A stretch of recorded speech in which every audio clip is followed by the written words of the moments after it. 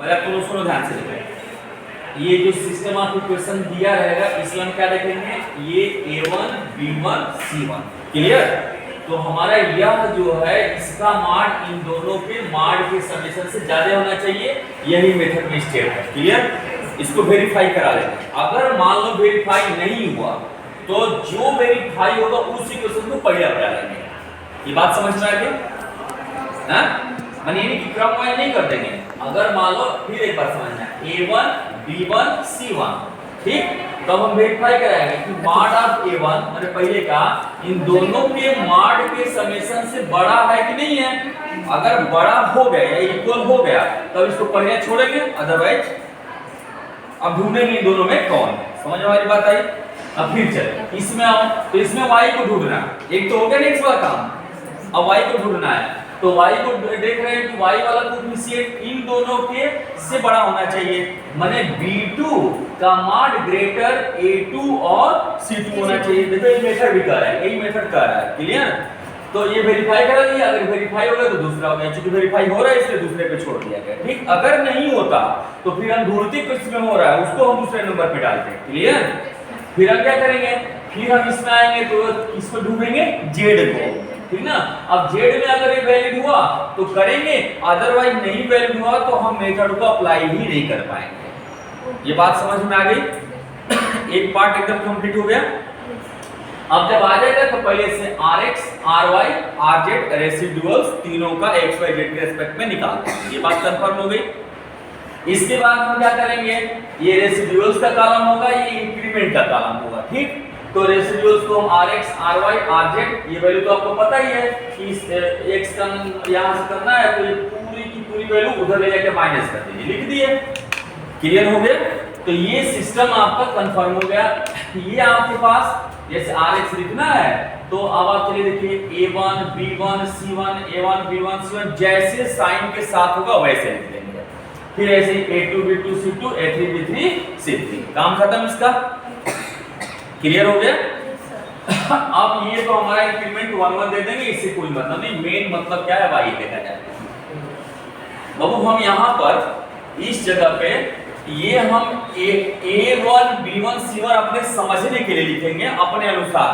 a1 b1 c1 क्या होंगे, जो आप अरेंज किए हुए हैं ना पहला दूसरा तीसरा इक्वेशन, उसमें से x y z ठीक के मैक्सिमम जो कोएफिशिएंट होंगे उनको उठा के लिख देना है। अगर क्रम में सजाए होंगे तो बनेगा, अगर नहीं सजाए होंगे तो गड़बड़ हो जाएगा ठीक। तो वहां से देखिए पहला x का गुणांक 9, दूसरा x का गुणांक 5, तीसरा x का गुणांक 7 क्लियर। न्यूमेरिकली वैल्यू रखना है, समझ बात आई।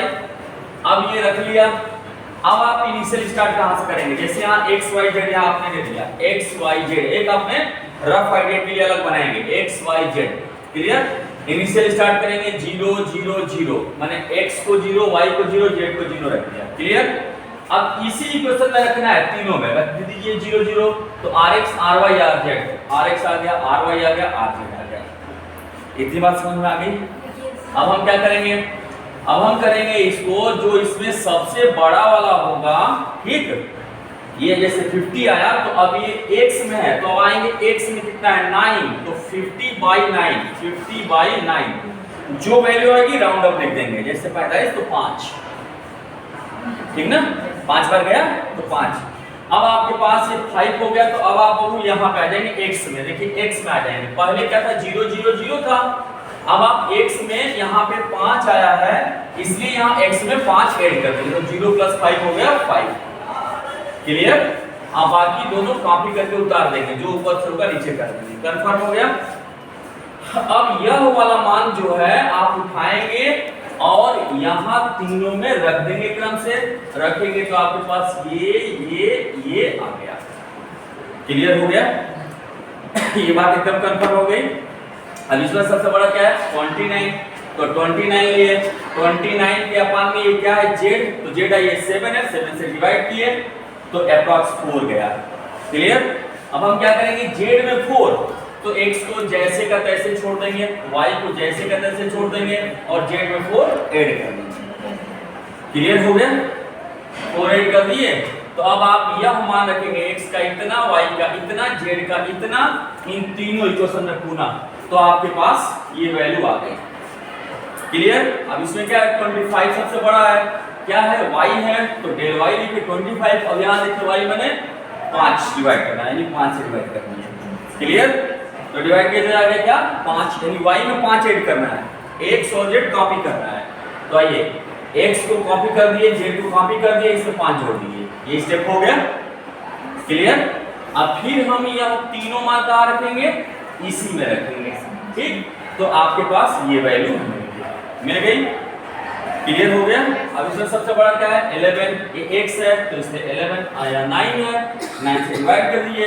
अब फिर आपके पास 1 आया, तो अब आइए 1, तो इसमें 1 ऐड करिए, 6 हो गया। अब बाकी दोनों कॉपी कर लीजिए। ठीक, कॉपी करने के बाद अब पुनः ये वैल्यू उठा करके ले जाके उसी क्वेश्चन में रख देंगे। तो रखने के बाद आपके पास ये डाटा निकल के चलेगा। अब ये प्रोसेस कंटिन्यू करते रहेंगे। क्लियर, ये प्रोसेस कंटिन्यू चलता रहेगा। कब तक, एक्चुअल रिजल्ट कब तक सही माना जाएगा, जब तक ये तीनों जीरो ना हो जाए। समझ रहे हैं, अगर ये तीनों जीरो हो गया तो तब आप सिग्मा x का ये x equal to sigma x use करेंगे, y equal to sigma y, z equal to sigma del z। Clear. अब तीनों को जोड़ देंगे, आपका रिजल्ट आ जाएगा। लेकिन अगर मान लीजिए एग्जाम में अगर करना है, अब तीन इटरेशन तो हम लोग कर लिए, अब 3 के बाद 4 जा रहा है, 5 जा रहा है, 6 जा रहा है, 0 नहीं आ रहा है, तो हम बहुत नहीं करेंगे, 3 के बाद रोक देंगे। ठीक, सिग्मा ले लेंगे, अपना रिजल्ट आ जाएगा बस।